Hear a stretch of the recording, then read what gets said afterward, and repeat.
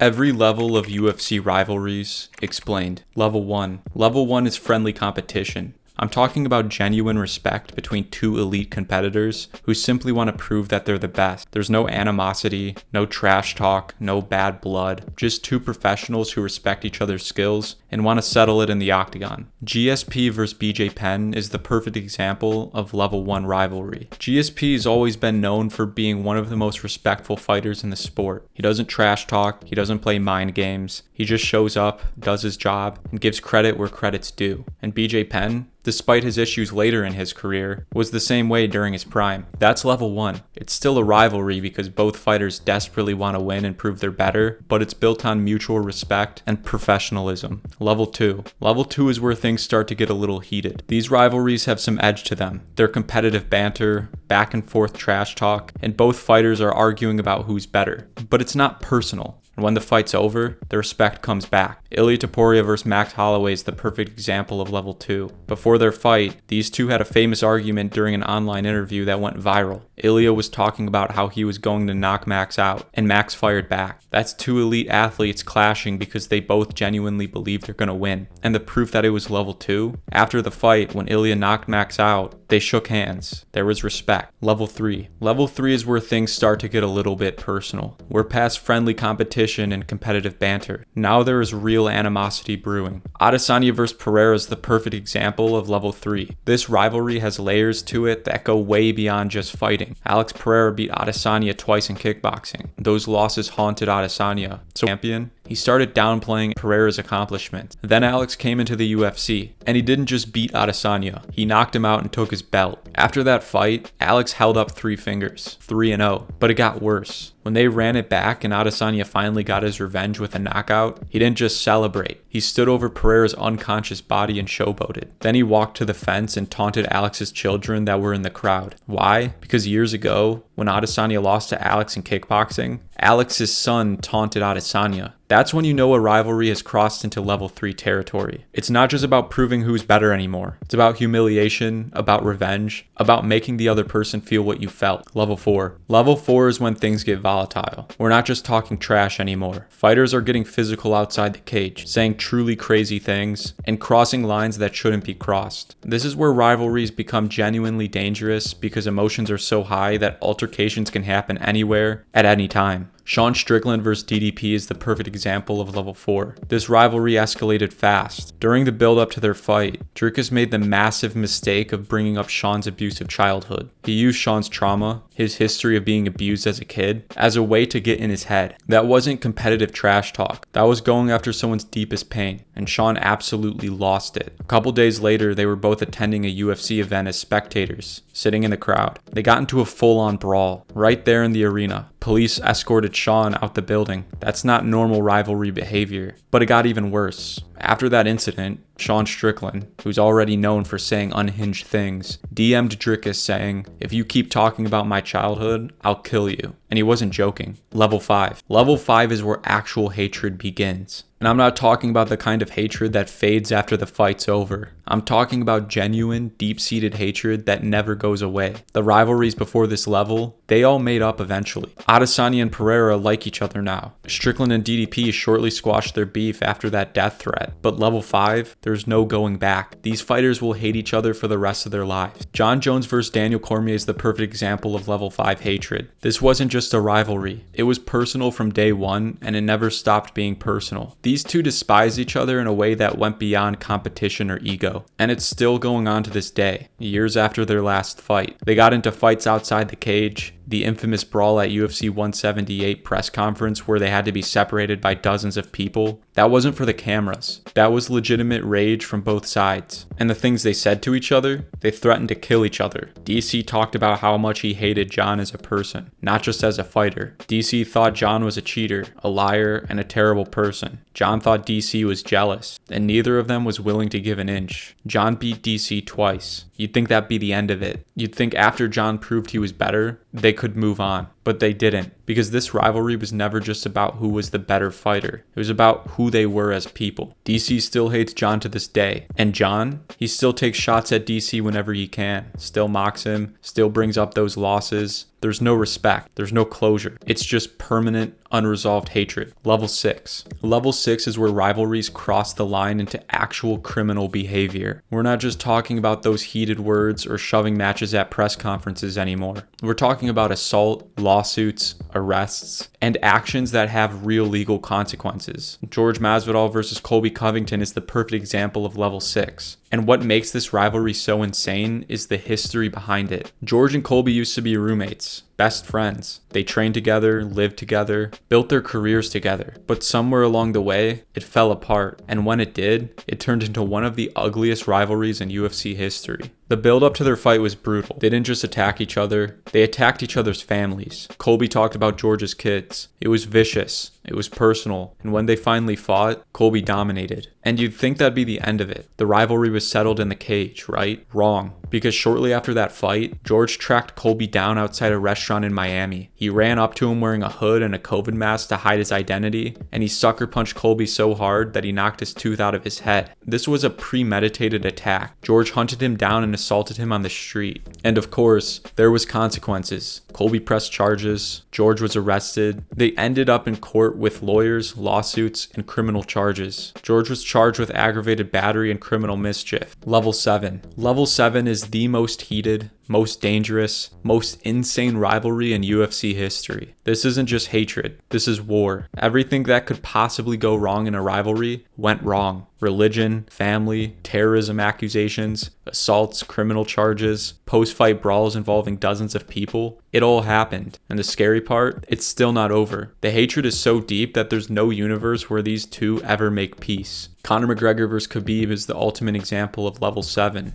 This rivalry transcended the sport, and it started before they even fought. It all began when Khabib and his team slapped Artem Lobov, one of Conor's closest friends and training partners, in a hotel lobby. That disrespect set Conor off completely. Shortly after, Conor flew from Ireland to the United States with his entire crew, stormed the Barclays Center in Brooklyn where Khabib was on the bus after media day, and attacked the bus. He threw a dolly through the window, shattering glass. Multiple fighters got injured. It was complete chaos, and Conor was arrested for it. But that was just the beginning. When the fight was finally booked, Conor went to places no fighter should ever go. He made fun of Khabib's family. He mocked Khabib's religion. He brought up that Khabib's manager had terrorist connections. He crossed every single line you could possibly cross. This wasn't trash talk. This was a deliberate attempt to insult everything Khabib stood for. And Khabib, he took it all personally, because it was personal. Then came the fight. Khabib dominated Conor, submitted him in the 4th round, and that should have been the end of it, but it wasn't. The moment Khabib won, he didn't celebrate. He threw his mouthguard at Conor's corner, jumped out of the octagon, and attacked Dylan Dennis, one of Conor's teammates. Then all hell broke loose. A massive brawl erupted with dozens of people fighting.